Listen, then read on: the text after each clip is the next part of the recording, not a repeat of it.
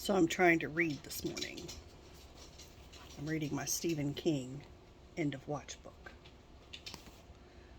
You see, I'm pretty far into it. I only have about 100 pages. However, I have dogs, 4 to be exact, who have decided to have a fight right here in my space. So, I'm going to try to read. We will see how this works. All right, here we are. Stephen King, End of Watch. This is the 3rd book in the series. It's an amazing series that Stephen King has written. He doesn't write a lot of series, but this one is about a guy who, in the first book, was the Mercedes killer and Mr. Mercedes. And he drove a Mercedes into a crowd and killed a bunch of people. And we had to catch him in the first book. So, go back and read that book. It's amazing. This book is the 3rd book. And I'm just going to read a little excerpt so that you can see what is happening in this book. I'm on page 383 of 480. So, I only have about 100 pages left. But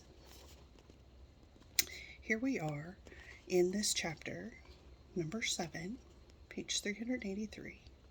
Todd Snyder is in an affable. I'm not very good at reading, can you tell? That's okay. I understand you folks are in for quite a storm, Mr. Hodges. So they say. Having any luck tracking down those detective consoles? Oh, not detective. Defective. See, I go back and read because not everybody's a good reader. And that's okay. You don't have to be a good reader to read. Just do your best. So, having any luck tracking down those defective consoles? So they're looking for these gaming consoles. This is such a good book. You really have to go read the whole thing. That's actually why I'm calling the detective, Hodges says.